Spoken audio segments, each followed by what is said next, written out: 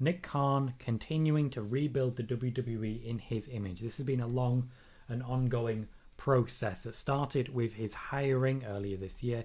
He is a chief financial officer, and his job essentially is to make the WWE as much money as possible. That's what he's been brought in to do.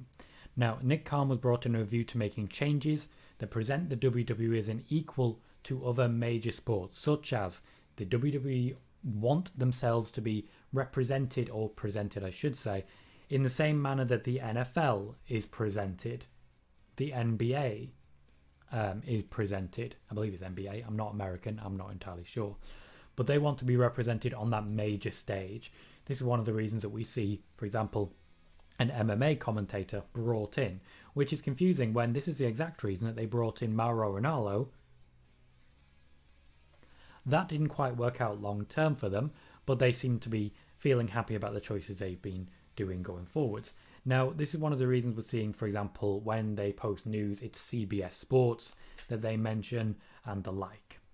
Adnan Virk was brought in for this reason, and he was also a part of the decision to merge a lot of departments. That being Nick Khan was part of the reason to merge a lot of departments. With the recent releases, a lot of different departments have been merged or at the very least changed, and Nick Khan is behind that because he is overseeing a streamlining operation designed to make the company as much money as possible. They are making record profits. They want more. Greed is very much working in the WWE's benefit. The video and digital teams are the biggest merge, with less focus required on the WWE Network content because less people have to actively be in place to upload, tag, and the like. There were people employed by the WWE whose entire job was to work on the SEO elements, that's the search engine optimization, of the WWE Network to try and ensure that whenever somebody was searching for anything wrestling related, what would actually happen was that a WWE video would come up. They were employed purely for that reason, and those are some of the people who have been let go. In addition to that, and this is a genuine down in my eyes, a number of their genuinely best editors have been let go, with Kevin Dunn gaining even greater responsibility. Every time there are a period of releases, Kevin Dunn seems to gain extra responsibility and greater control.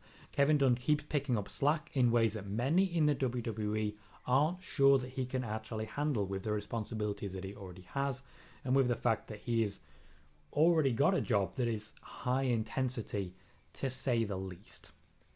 Adnan Virk has now been removed and replaced by Jimmy Smith, who's coming in from an MMA field. He will be debuting this Monday on Raw.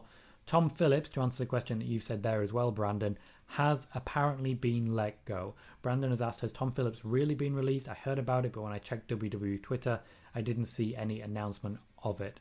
There has not been any formal announcement of it. It has been reported that he has been let go, but anything backstage, you don't tend to get formal announcements, as it were.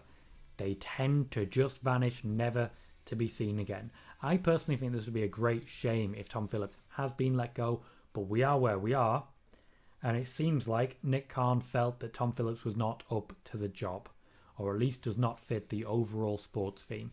One of the reasons Michael Cole has been so successful is because he didn't come from wrestling.